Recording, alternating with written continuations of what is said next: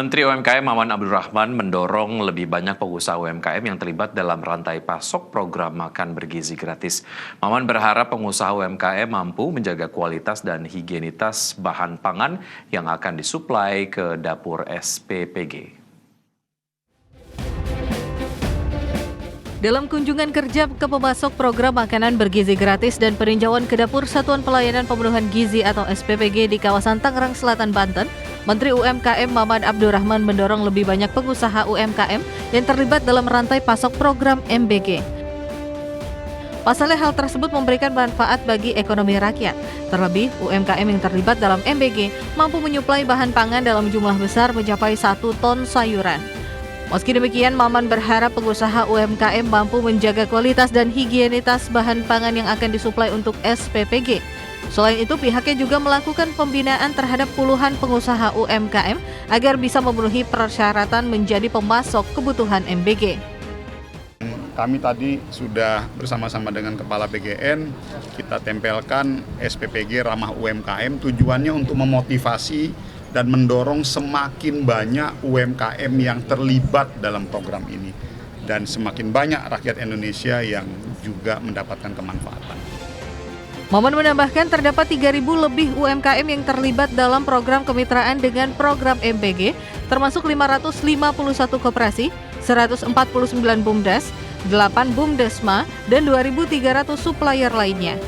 Dari Tangerang Selatan, Banten, Ade Firmansyah, IDX Channel. Kepala Badan Gizi Nasional Dadan Hindayana menyebutkan hingga saat ini sebanyak 7,5 juta sudah menerima manfaat program makan bergizi gratis atau MBG. Angka tersebut mencapai 9% dari target 82 juta penerima manfaat pada tahun ini. Selain itu saat ini juga sudah terbentuk 2.391 satuan pelayanan pemenuhan gizi atau SPPG. Dari total tersebut, Sudan menyerap 94.000 tenaga kerja baru. Namun angka tersebut belum termasuk dengan supplier yang saat ini setiap supplier SPPG mempekerjakan 15 orang. Tapi bagi Indonesia ini baru 9%. Kenapa? Karena populasi Indonesia besar, 285 juta dan yang kita beri target 82. Jadi sepertiga penduduk Indonesia kita beri makan dan sekarang baru 7,5. Jadi sesuatu langkah yang sangat besar. Kita bisa bayangkan kalau nanti sudah 82,9 juta menerima manfaat, satu hari butuh 82,9 juta lele. 82,9 juta telur, itu 5 ton.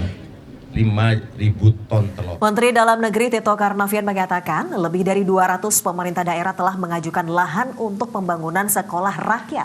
Ya, namun setelah dicek ternyata banyak yang tidak memenuhi kriteria. Tito menjelaskan untuk membangun sekolah rakyat membutuhkan lahan seluas 5 hektar, sementara lahan yang disiapkan Pemda lebih kecil dari yang seharusnya, bahkan tidak sampai 2.000 meter persegi.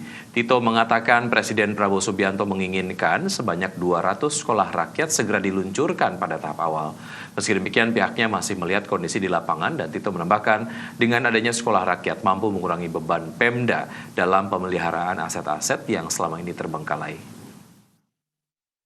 Ya, Pemda banyak sekali yang mengajukan, ya, melebihi 200 malah. Tapi kan ada yang 2.000 meter sesuai kriteria. Kriterianya kan kriteria 5 hektar. Aset dan bangunan yang tadinya jadi beban untuk tidak dipakai tapi dibebani, itu dengan aset sekolah rakyat akan menjadi produktif.